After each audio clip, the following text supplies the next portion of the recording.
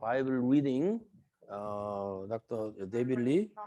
You don't have to you don't have to record your Bible reading, but after Bible reading, let's do that. Okay.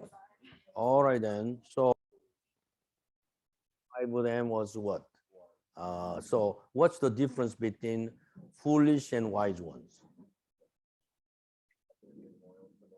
Mm, that's right. So foolish ones have a lamp, but they don't have the oil. But wise one is both lamp and oil. Okay. And then what was the result? End result?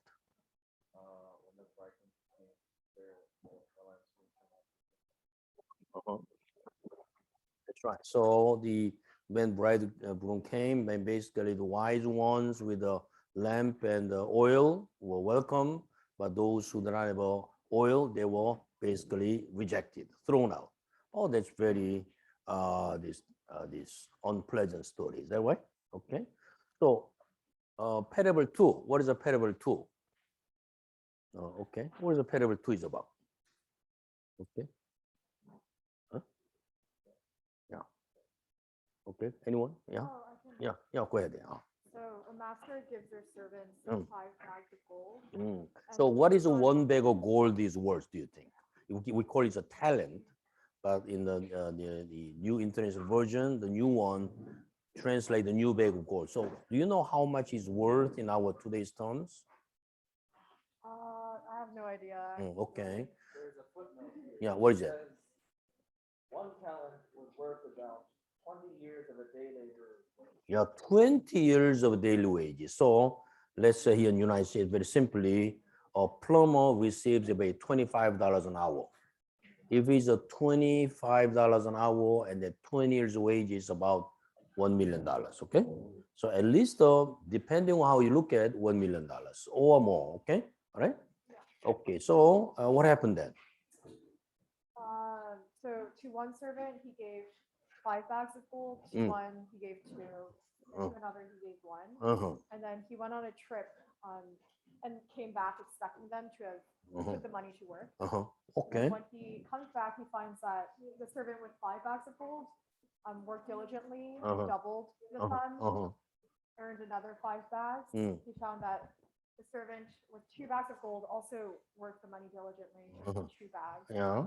He was very pleased Yeah. with those servants because they Mhm. worked diligently to produce Yeah. the results Yeah. that he wanted. Okay. But then the servant with 1 bag of gold,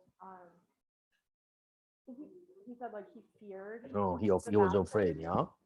or wasn't content Mhm. of him. So Mm. he, instead of doing his job, he digs a hole, buries the money, and then takes it out. That's Very right. lazy servant, Very good. Yeah. which Okay. the master Yeah. is not happy with. Okay. And then what happened then? He isn't happy with that servant. And then what's the end result? Yeah. It says, take the bag of gold from him and give it to the one who has 10 bags. Oh, okay. So first, the two servants were very, they praised and honored. They give him more and a lot of privilege, but the other servant even rejected, and even what he had was taken away, right? Right. Well, this is another very ruthless story, okay? All right. So story number 3. What is the story number 3?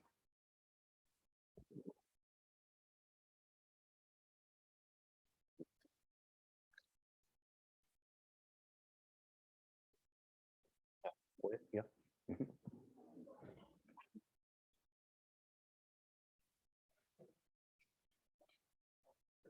It's a story about Mm.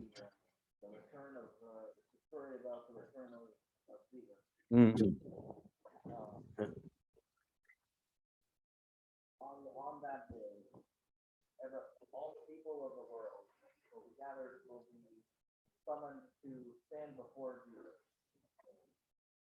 And he will divide them into two, and he will divide them into 3 groups of people. Mhm. And on the right, he will, and on his right hand, Mhm. he will stand the people who were good to the poor and the vulnerable and the alone. Because to serve these people is to serve Jesus himself. Mhm. And the rest who neglected those and to the rest who treated the poor and sick and the vulnerable with contempt and neglect Mhm. will be cast out into the darkness. Okay. So this one is also very ruthless, and then just to divide the two camps, right? So this is not what we like, okay? But that's what happens. So let's go to the next slide. Go ahead. Go ahead, So we already did the first opening. So let's go. So when we studied this Matthew 25, there's some real difficulties with these parables, right? Because it is really against what we naturally believe. So what are some difficulties we have? Okay, so could you start just reading the first one? Yeah. Clear distinction of winners and losers. Mm, Winners and losers are clearly divided. Winners take all, but losers lose even what they have. This is quite against the gospel of grace that we are familiar with. that's right. So if you all three, there's a losers and winners. Is that right? Yeah. And then these losers are praised, and winners are praised, losers are what? Nothing, and they were rejected. Wow, that's not something we are familiar with, right? Is this the what God is? So that's why I am not comfortable with this, right? Okay. So Sam, what is the next? With which Jesus, the image of Jesus makes parables to stare and where also in contrast to Jesus. That's right. Okay, if you look at here, when this foolish woman and they didn't have so they went out and they came back and so we want to get in and said, no, I never knew you. Get out. Wow, this is very different. What do you think about it? It's a very Jesus is very mean and then right. Okay, there's no gentleness or kindness we see here. So that is also we have a trouble with this. Okay, next. Go ahead. All right. How about Esther? Yeah, go ahead.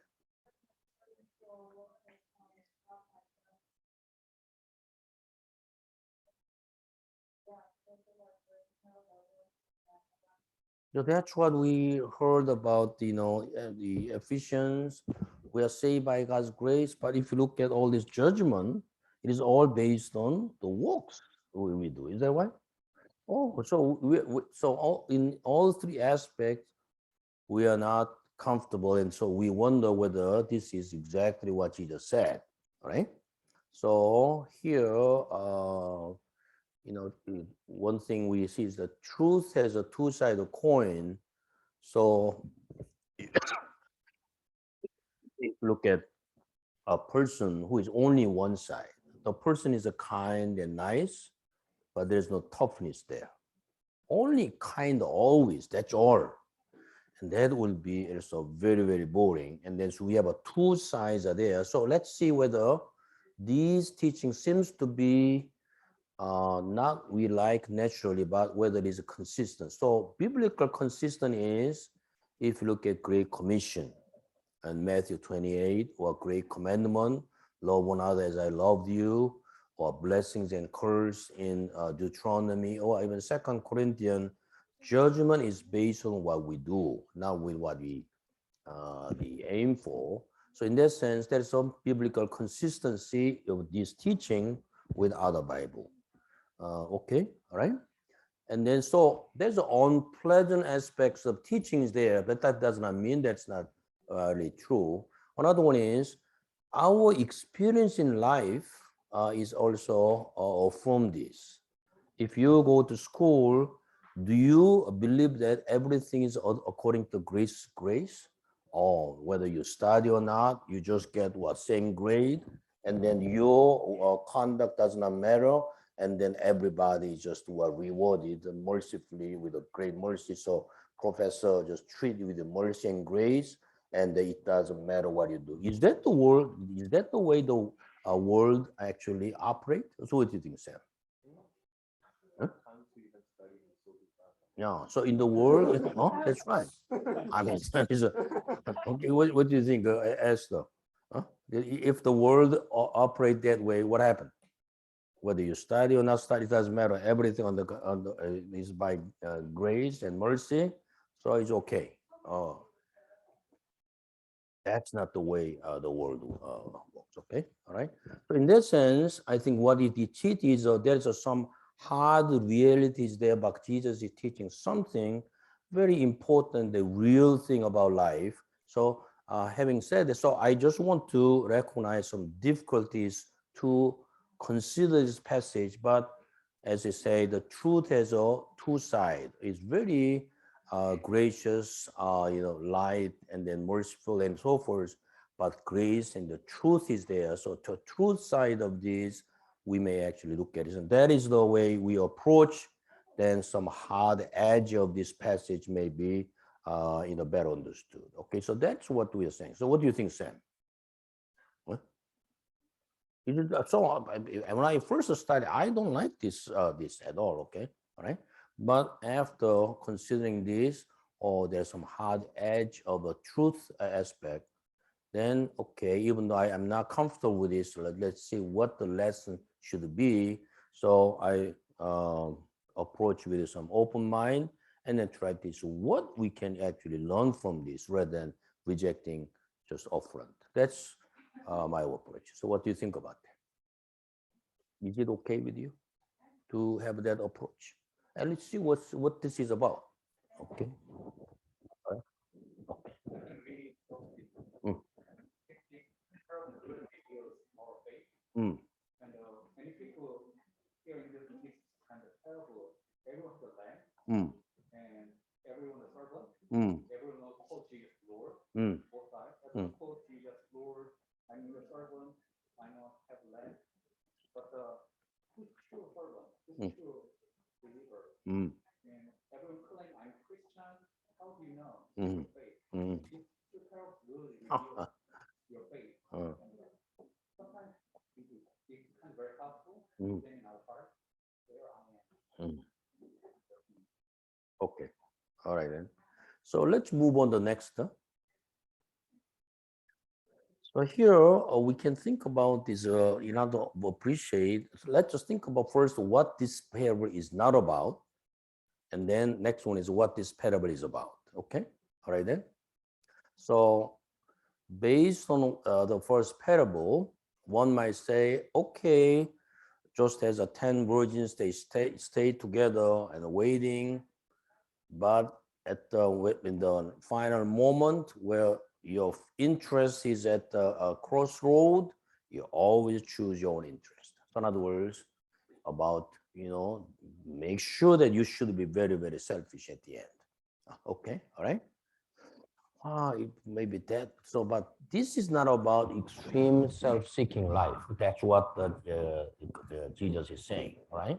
So, at the time when you have to share your oil, say no, and I cannot share, and then get out here. All right. Okay. So that, in other words, be sure to be self-seeking. I don't think that's what this is about. So then, what this is about? So, okay. So. Isaac, could you read that, please? Mm, Consider the essence of life. mm, Therefore, watch. mm, The necessity of having a lamp with oil. Keep our spiritual life alive. Okay, so conclusion of Jesus is very simply watch. Okay, watch. So instead of getting lost about all these details, but what is Jesus really asking us? Watch. So this is what I mean by priority of spirituality. In other words, our spirit should be alive.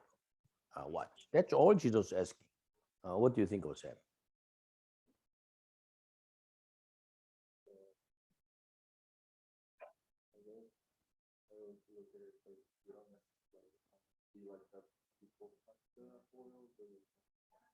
Mhm. Mm,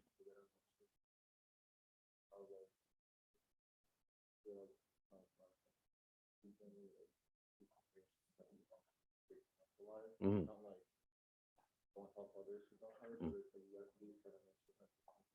Okay. All right then. So in other words, so we have what we call form and substance. So you have a form of religion, a form of what, being a Christian, whatever, your substance is not there. And that's not what it is. So you need to be a person of substance. That means be watchful. So she is in Harvard. So has a form of a Harvard student, but substance is not there. Then what's the point of being a Harvard student? Is that one? Huh? So form and substance, but especially when you can say, do not just have a form of having lamp. I have a lamp, but you don't have a oil. So form and substance go together. So what Jesus is saying is, don't be satisfied having lamp, but you have a oil. So watch. So spiritual alive, be spiritual alive. That's why I call this a priority of a spirituality. Okay. All right. Sorry for putting you on the spot, but anyway, I just want to make a point. Okay. All right. So second parable is about the talent. Whether the talent is, let's say, okay, so let's say Grace, could you read us what this is not about? Huh? Jinju, yeah, Jinju. Okay, go ahead. Grace is gone. Okay, all right then. Okay, all right. Okay. So they have something to do, right? He lives pretty far away. So Oh yeah, yeah, yeah. Oh, okay. That's right. Okay, so we understand. All right, go ahead.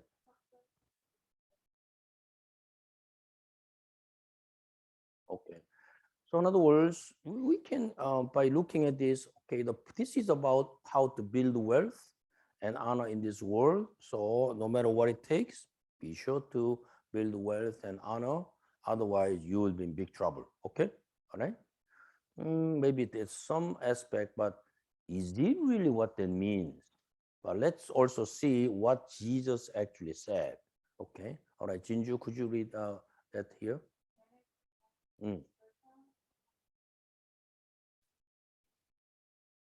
Mm, okay.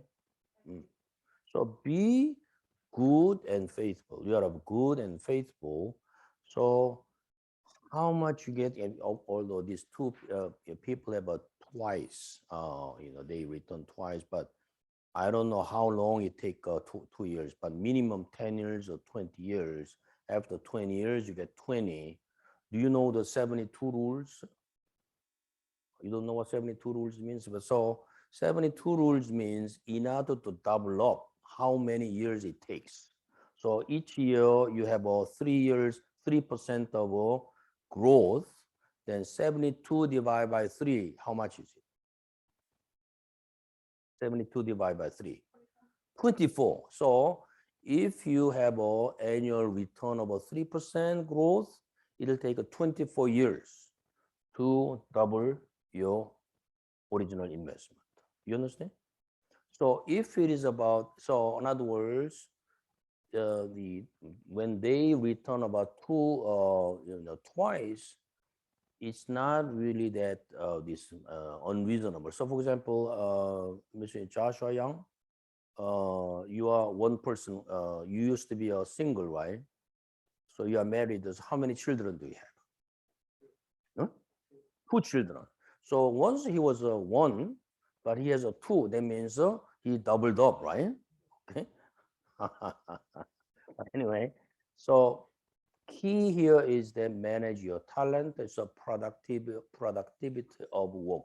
That's the way I framed. Okay, all right. So whatever we do you think it's important to be productive in what we do? Huh? I think that students, you all understand. Okay, if you are not productive in your work, you'll get no grade. Okay, so productive work is the second part, very important part. Now, this is what I teach to our students. So, okay, when they get a bachelor degree, depending on what school they graduate, the salary may be from 60,000, 80,000, 100,000. But to make it very simple, suppose you get $100,000 salary with your first job, okay? Um, is it okay? So do you want more? So let's just get 100,000, okay? All right, to make it simple. I ask students, If a company pays you 100,000, how much return on also? How much should you be productive so that company can afford to pay you 100,000? Then what do you think the students usually say? If they pay you 100,000, how much uh, create a value for your company? $100,000 worth. 100,000 worth. So they give me 100,000. I give at least 100,000 that is worth. So that's what you do. So do you think the company can afford to do that? No, Why not? it's much bigger profit. Profit. So the student, when I ask you, oh, 100 maybe 520,000, don't you think that's enough? I said, never. Basic finance is that if a company pays 100,000, minimum is 200,000. And then I think the average is about 300 to 500,000. That's what you generate value. Then company can afford to hire you by giving 100,000. Did you know that? In other words, if they pay you 100,000, but you only produce about 150,000, company cannot justify hiring because there are so many other expenses involved, right? So at least the minimum 2 to 3 or 5 times. That's why the lawyers have to work so hard, 70 or 80 hours or whatever, but anyway, the productivity work is very, very important part. Is that right? Okay, in the world. So that's the second, but the third one. So let's see what the third one is about. Esther, okay, go ahead. Hmm? Hmm. So here, Jinju is here, right? Huh? And then Esther, right? You are Esther? Yeah, Esther. So could you be the third one then?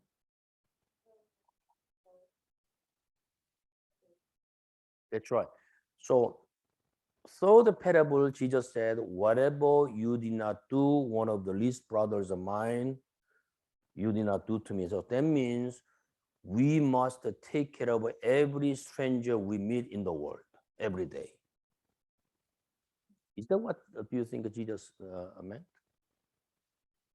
When you go down the street, you see some poor person on the street. Be sure you take care of it. Otherwise, you will go to hell. Okay? Is that what Jesus is saying? If that's the way, then we cannot conduct our life in this world. Okay? I had one brother. Every time we go to some conference or whatever, he always late. Okay? Do you know why?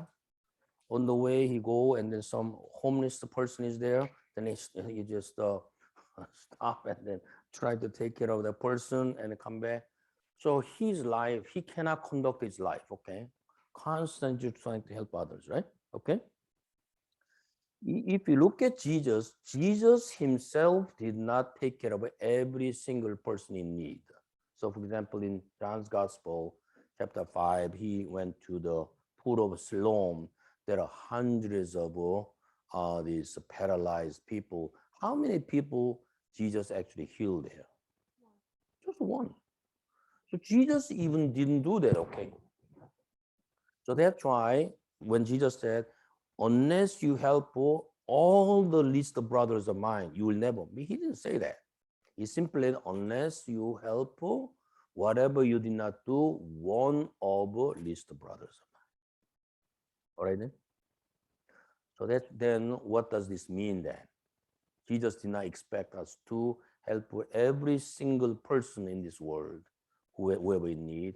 That's not what Jesus, because it is impossible. We cannot do that. Okay. So then what does this mean? Okay, Esther, go ahead. Yeah, wait, could you read what this is about? Yeah, could you just read loudly? Go ahead, please. Yeah.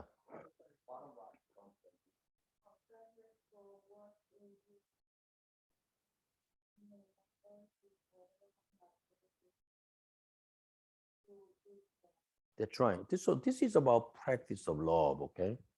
So we may not do all the list of brothers mine, but within our power as God give opportunity, we actually help people, not necessarily always deliberate, but even spontaneously. we practice a lot. So I summarize three parables in all three P's. First P is what? Priority of spirituality. Second one is what? Productivity of work. And third one is practice of love. Okay. Is it okay to summarize like this? Is it reasonable summary? So here is the point. Sometimes we look at this passage separately. So we study, first parable, second message, separate, as if it is not related. But and in my message, I said I like integration rather than balance, right? So point is that how we can integrate all three in our lives. I think that's the so. If you look at the person has a tremendous priority of spirituality. The person is always stay close to Jesus and so forth, but the person does not have a productive of work. And what happened then? Is it possible that person emphasize so much about spirituality, but the person is no good in any part of work? And so what does that mean, do you think? Is it desirable, number one? That's not, right? Okay. Let's say a person is so productive in work, but the person's spirituality is deadly poor. As we studied about Solomon, Solomon was very, very productive, but I think at some point he lost his spirituality. Then what happened? That's very miserable situation. Is that right? And then let's say a person is trying to practice of love so much with others, but he lost his spirituality. Okay. So he's so so the point here is that this it really requires this integration, and that's what our students, in your 20s, how we can actually integrate all three. We need some strategy. That's what the point is. Okay. All right. So let's see what strategy we have. Go ahead.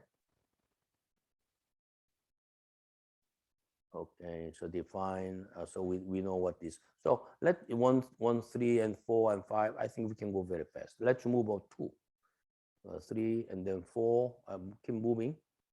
We already talked about this, 4 and 1, 5. And then move to 2, 1. Yeah, so this is your, we have the strategy. And in other words, how we can develop, how we can be spiritually alive, okay, in our 20s, our students. Okay, we have a lot of things to do. So this is the strategy, just as Solomon is a 3 stage of life. First and second and third stage, I really consider. So this is based on my observation over the years, how people actually develop their spirituality. So in the first period is about formation of habits, right habits, life discipline.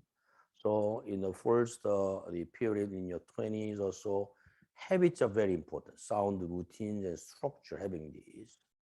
So this is the first period. And so if you have enough, just do you play piano? Do you play any musical instrument? For the violin. Violin. So when you first play, how good are you? So could you play like the Jumigang, this winter? You should play it, yeah? Are you good? Not Not there, yeah, enough. not there. But anyway, you're pretty good, right? Okay, pretty play this, right? Okay. But anyway, when you actually play even the violin and piano at the beginning, do you really enjoy it, or you just try to master some routine? So, what is your experience? Just you really enjoy it? Oh, you really enjoy. In the same way, in our spiritual life, in our teens and 20s, we don't necessarily enjoy the habits. And we don't really enjoy it, but we actually, just doing it. But learn habits and this discipline and have a structure is a very, very important stage.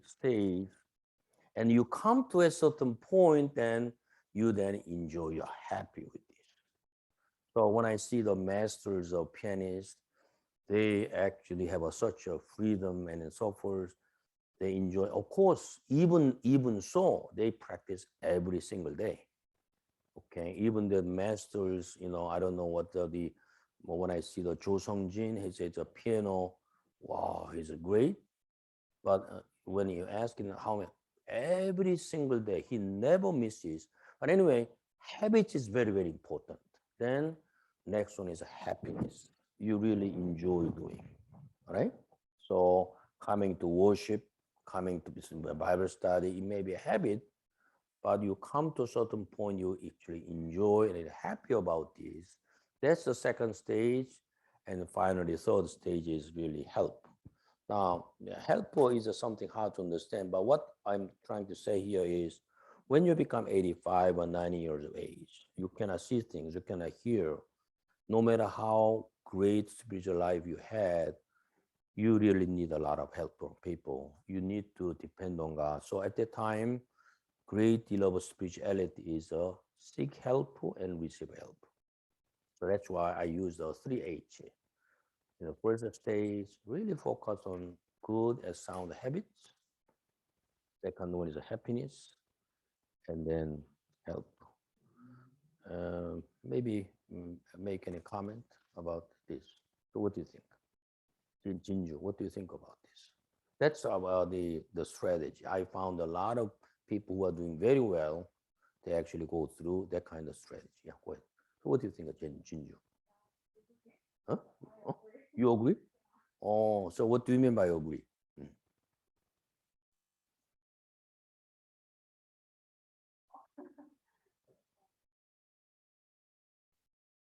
That's something that kind of something that was, that I was thinking that, like, I was thinking about this more, and I went to that, and I realized this kind of like, a lot of why I often struggle to be to define meaning.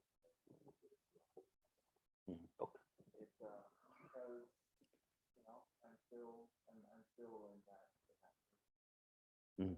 Yeah. I'm not at that stage where I can where I can sort of effortlessly derive much meaning from spiritual life. Mm. Okay. I Okay. when I pray, like very it's very laborious, it's very yeah, I have to put in a lot of effort even just to remember to do it. Yeah. And even when I do it, it's often I sort of and when I do pray by myself to God, it's not I don't uh and I'm a little embarrassed to say this. I don't often see the big deal as it were, I guess. Mm. Like Okay. it doesn't it doesn't hold a lot of doesn't hold that much meaning for me yet. Okay. All right. Um, it sort of so this helps me out a lot to figure that out because you're you don't you I'm not at I have to build up the habit Mm. before I have to build up the habit before um, extract the most out of prayer for spirituality. Okay. All right. Okay. Yeah, I think thank you, Isaac, for your comment. Okay. All right then. Any other comments? Esther, do you have any comments?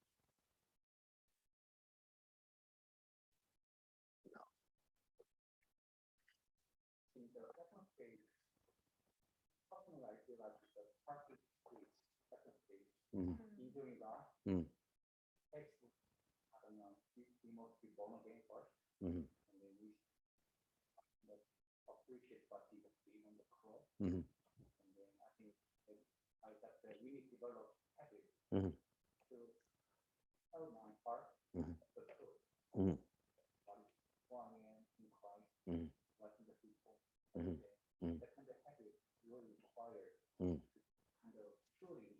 Okay. watching people. Yeah. Otherwise, That's right. it's almost impossible to reach That's right. second stage of your inner Okay. spiritual.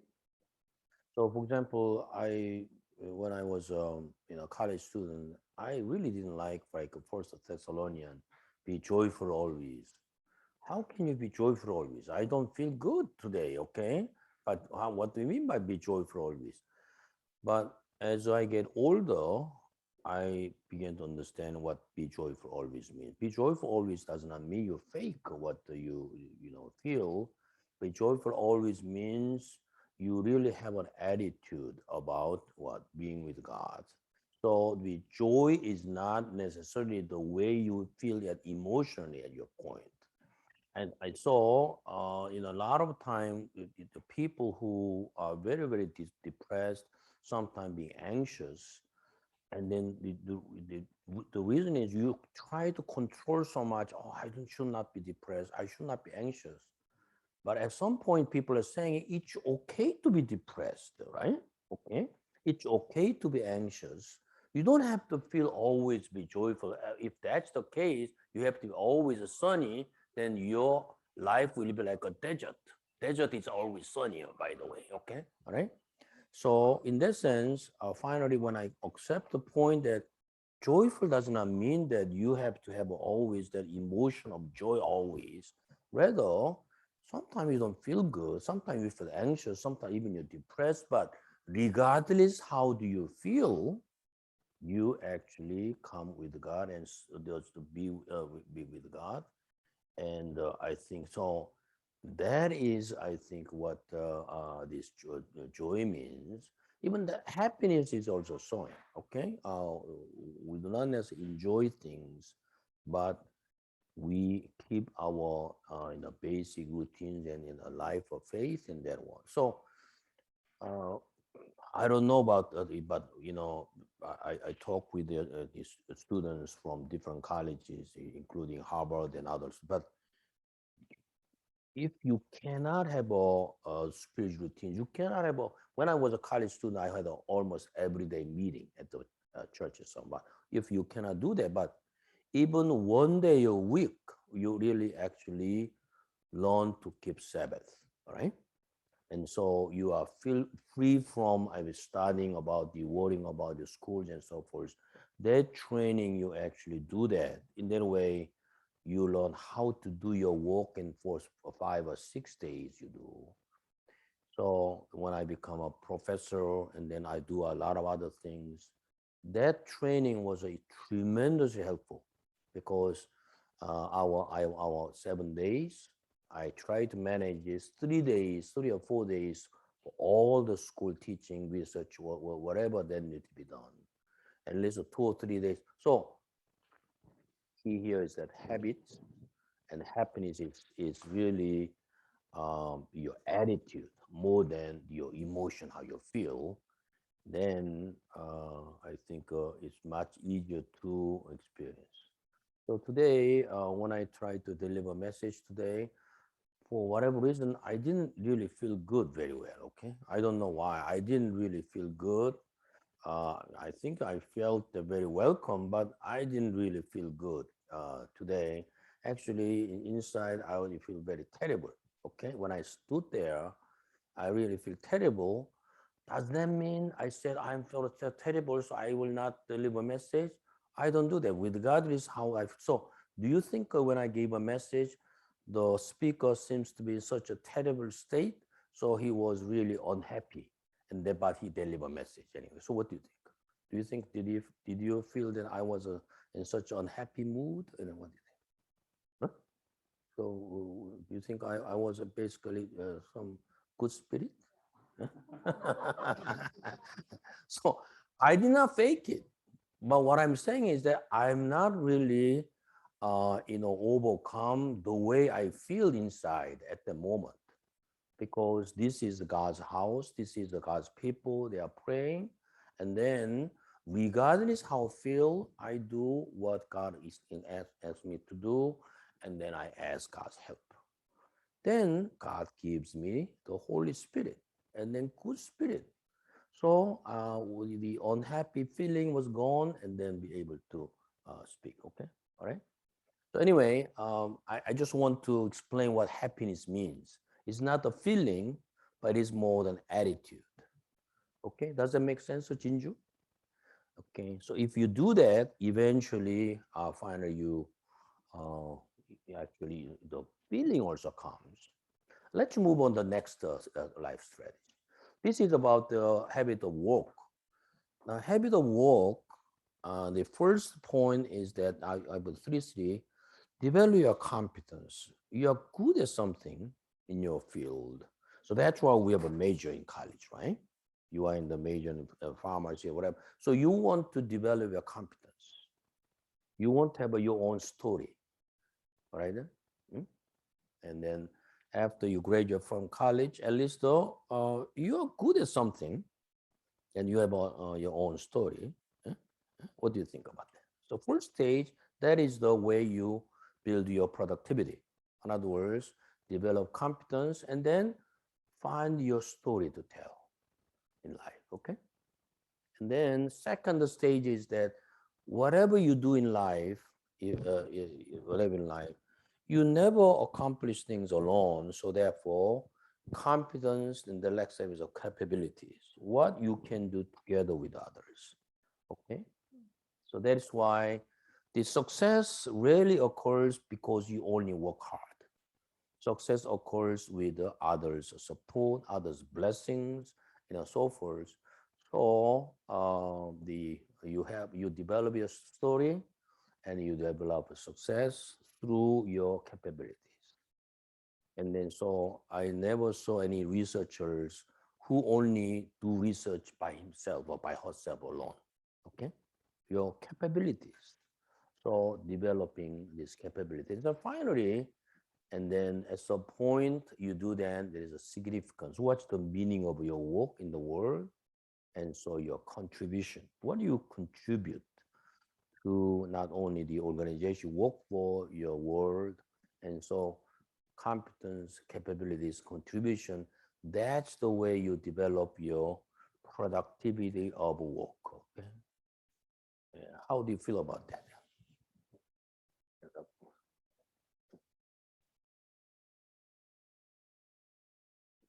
Jinju, do you have any comment? Huh? Huh? Yeah. Really, actually, interestingly, I had a lot of research with researchers from United States and Japan, Korea, and many different countries. Interestingly, my relationship with the people through UBF helped me tremendously because I had a lot of research network who are also related to in my area with the many people. And so I get to know people from the people I know through others. So a lot of research output is through capabilities more than my own this hard work. So I hope that that is actually very, very true. So Jinju, when you graduate from, you're in college now, in college, you not only develop a competence, but you have at least 12 or 18 good friends in UBF and beyond, so that you have very wonderful capabilities you have. And I found a lot of good people. They don't necessarily have a 500,000, you may have a Facebook 5,000 or whatever, but real the success is through 12 to 18 people who actually work together with you. Okay. What do you think, Esther? Do you think you this competence, capability, contribution? You like that this stage of strategy building? So what do you think?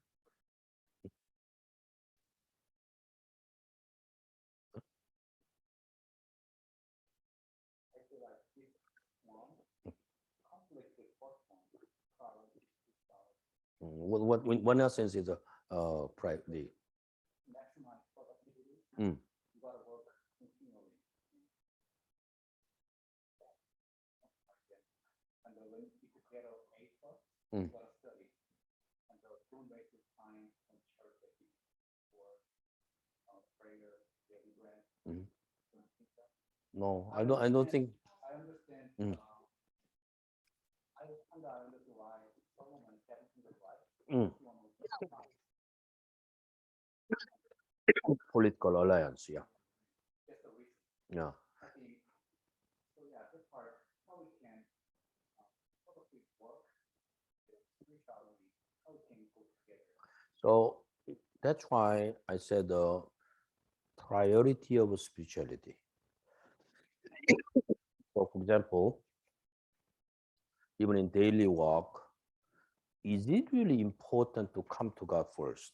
I mean, it is a very simple discipline, but I'm not always successful. But I found that coming to God first at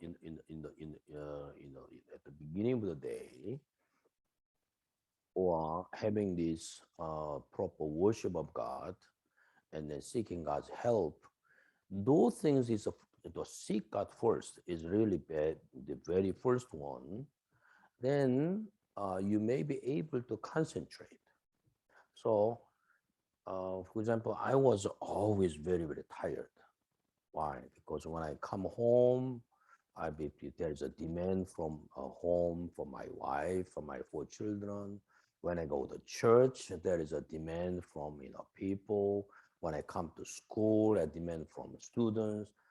So one time I said, why my life is always demand? I have no rest wherever I go. Always a demanding people around. But finally, I found that I have to really change my mindset. So when I come home, I have no demand from school, no demand from ministry.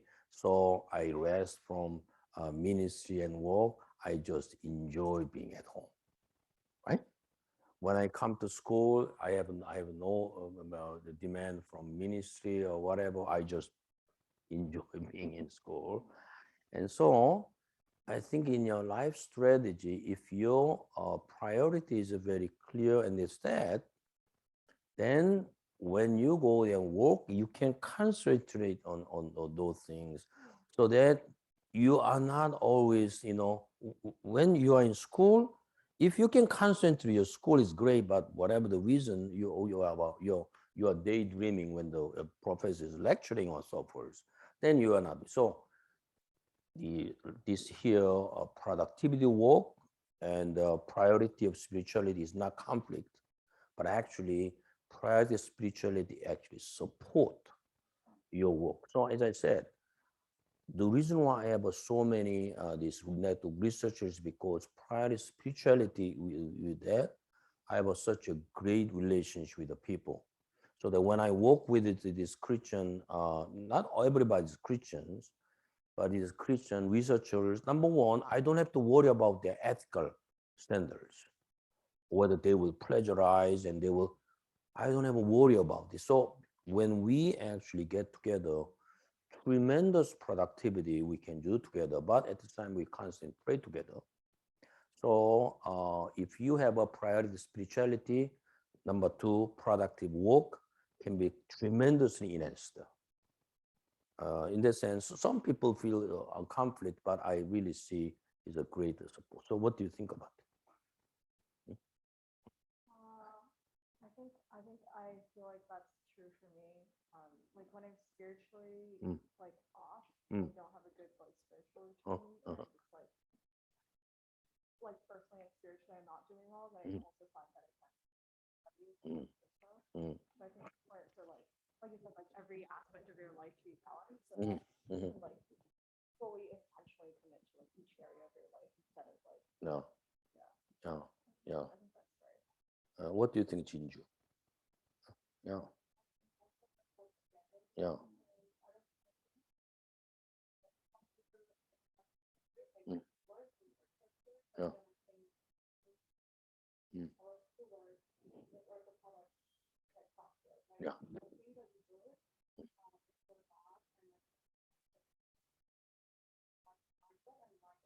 Mm. Mm. Mm. Yeah, that's right.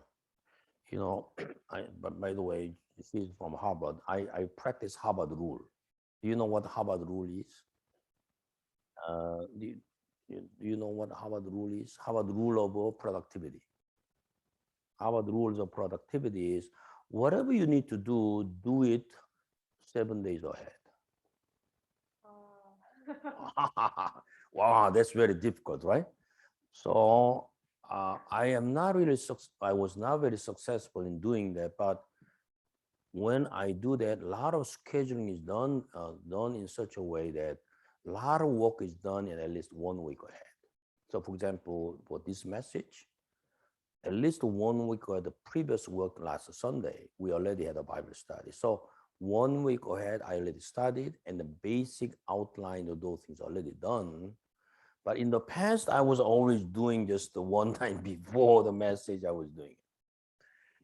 Another one is whatever you do, just do it just a little earlier. Okay, so as a professor, at the beginning when I was start teaching, there's a lot of complaints. Okay, professor, he's English, I don't understand it. There's all this. So what I did is that I just go to my class at least 5 minutes early every class. And then I start talking with the students. So one day, I have a class Tuesday and Thursday. Tuesday, I talk with this left group of students. Thursday, I talk, and then following week, when I just talk about 5 minutes with students, then I start the class, then already it warmed up, okay? It's a very easy to manage class rather than just you hurriedly come and try to put things. And so usually I come 5 or 10 minutes early and then just, interact with the students. Then, I mean, when I just talk with the students in left side, do you think what the right students were doing? They wondering when this professor come and talk to us, okay? All right? So I think I have this great relationship in the very relaxed, and then and then you try to do things real early. So in other words, when you have a priority of spirituality is there, you can actually see things what needs to be done ahead. And also another one is during the college years, I really made up my mind, I will not study on Sundays, okay? I will not try to do things. So really schedule your time or whatever. If all possible, the schoolwork is done 5 days, whatever you take, so that at least 2 days you have or some what break. It's not easy, but at least that is the rule you practice. But if you practice that habit and rule, you become successful. You are much freer to do things. I wonder whether, Sam, you like to do it, but it's worth trying. Okay, all right then. Huh? So just look at the schedule far ahead, and then if not complete everything in 1 week before, but you have a lot of things done, ahead, and you have a tremendous productivity in the life. Yeah, go ahead. Yeah. Yeah, and I really like in this mindset, Yeah. and the work we should not separate for things. That's right. Yeah. Yeah. Integrate. Together. Yeah, that's right. As you said, integrate. So not balance, of integration. Okay. I have one question. A friend of mine is a very successful in his career. It's Christian too. I like him a lot. He's very nice guy. He's becoming director. But he usually starts his prayer in the morning. I think that's spirituality priority. But his relationship with church is very weak. So he also concentrates work, that's not work. So he spends lots of time on work. Even Sunday at work service, he never misses work service. Work service, he go back to work, study, and then work. And then that's why he was very productive. He reached very kind of upper ladder at top, director and vice president. But the reason is I don't feel any kind of value in getting involved in church. I have a personal faith in God. So I feel like it's a waste of time in church meetings, activities. So how do you think? Because that kind of seek God personally, personal faith, and it's also very productive at work. And but his relationship with church is very weak. Do you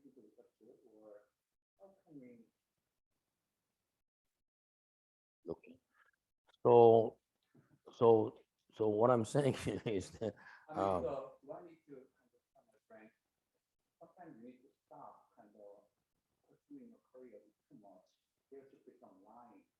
If you're too busy with the work, mm, then you cannot get involved in church body of Christ, mm, then you gotta check yourself. okay, all right. I don't know. So, my in response to this is, he may need to get sick sometimes. Okay. In other words, so every 10 years, I became very, very sick. So in 1980, I got a tuberculosis, and my left lung is almost gone.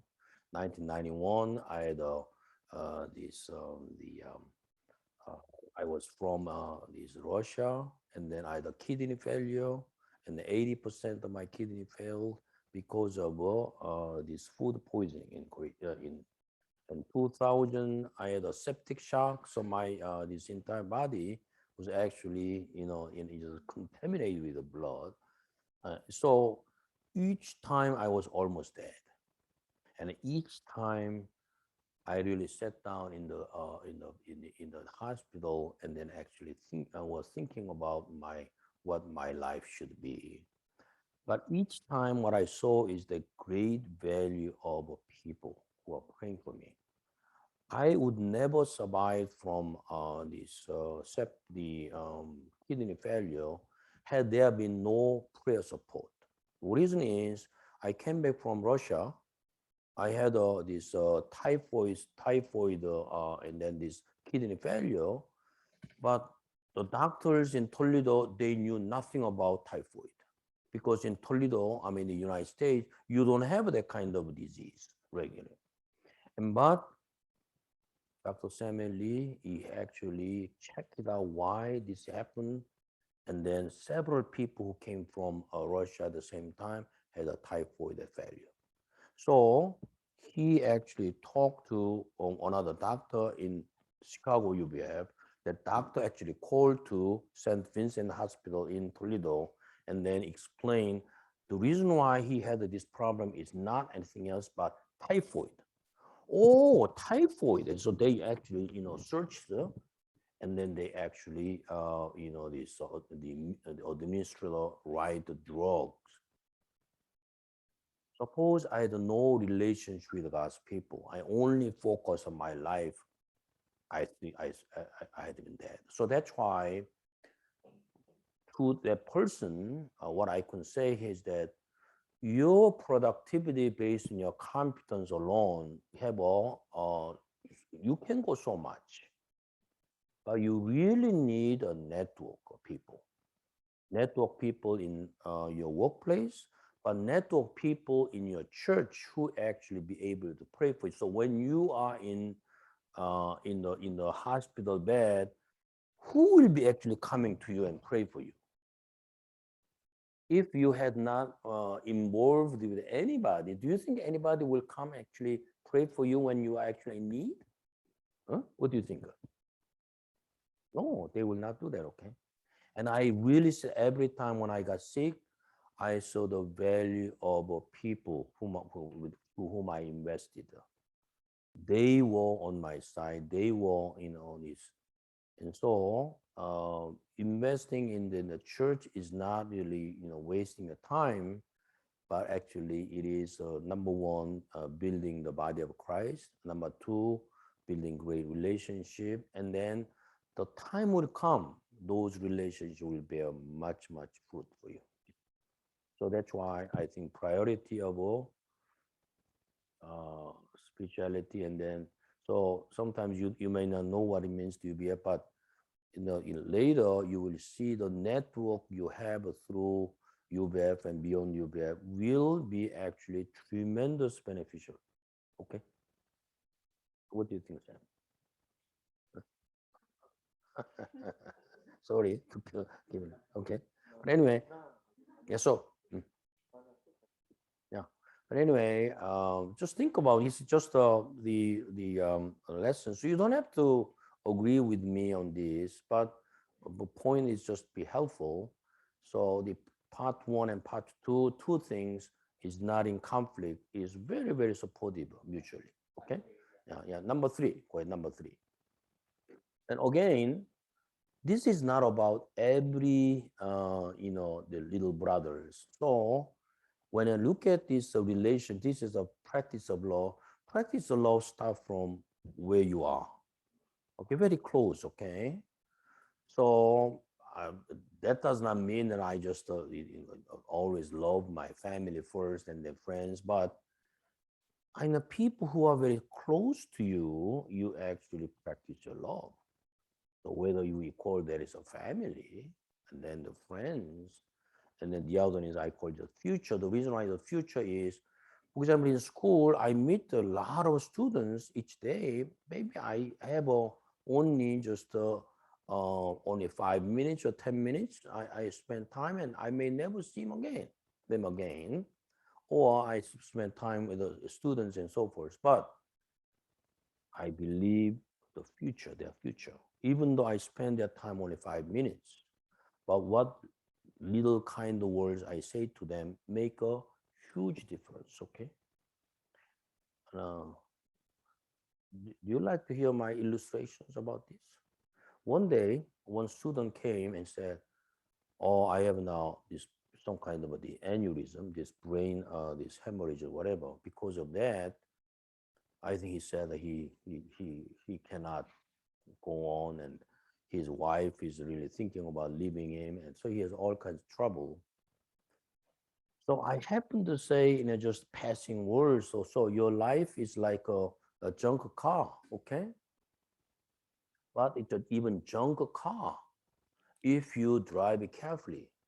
You're not overuse it. You just fix it very well, then you can get a lot of mileage. So if you're a brain, but do whatever you need to do, take care of it. But if it's not curable, learn to live with this. And anyway, that's all I said, okay? But 6 months later, this guy came back. He said, "What you told me had a tremendous effect." So I did not, I just accepted that maybe this human age, I may have to live with this or whatever. So I just accept and then decide to do whatever I can do. But strangely, his wife did not leave. His wife came back. And he said, "In 6 months, I am surviving much better than 6 months ago." Okay. So my school is there. So, oh boy, my simple that words of encouragement made a huge difference in his life. Okay. Right. So that's my point. So if you look at the gospel, Jesus met certain people only 5 minutes or 30 minutes. Do you think how long Jesus spent time with the Samaritan woman? Maybe 30 minutes or 1 hour. Do you think Jesus kept following up Samaritan woman with the email, or how are you doing, or after meeting once, that's it? That's all. Okay. So a lot of people he met only 5 minutes or 10 minutes, but even so, that became a story. So that's what it means. So when we do the little ones, that spontaneous act of kindness we do, they make a difference. So we stay close to your uh, people around you. So if you are in a dorm, and try to be good to your, uh, not all your friends, but try to give you one or two. That is what you call, I have a left and right principle. Do you know what left and right principle means? When I started my the faculty job in Toledo, for whatever reason, this faculty has a lunch together, constantly. And then about 12 of faculty gather together, and two or three, these senior faculty dominate conversation. And then when I try to get involved, and they say, I was not taken very seriously. So I was keep coming to the lunch, but I did not enjoy, because why should I listen to those people all the time, right? So I forget about those people and I started talking with the person left and right, okay? Regardless of what they're saying. because there is no rule that I have to listen to them, okay? Then in the course of doing it, the people who are in the left and right, we enjoy our discussion so much, we actually dominate. Okay?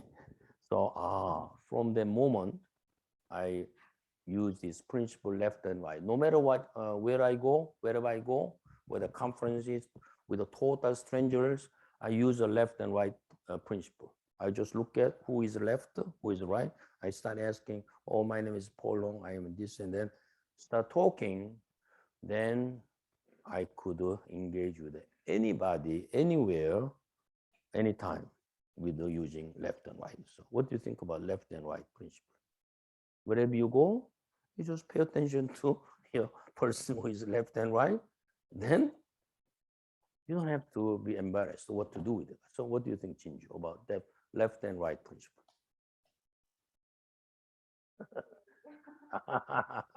Huh? And anyway, the point is do what we can in our relationship, and then great, wonderful things happen. So I think the point is that with the three parable, it's all important, but if you try to integrate them, there's a way of doing it. In the course of doing it, your spiritual life, your professional life, and also your impact in this world will bear fruit. And then as you graduate from college, you walk in the world, and whatever you do, you will not feel that you have to constantly try to balance you learn English. So that, I think that's the point of our today's discussion. So that's all I have to say.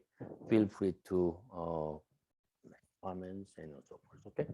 So Esther, what do you think this this meeting, is it meaningful, useful for you? Huh? So in what sense of meaningful?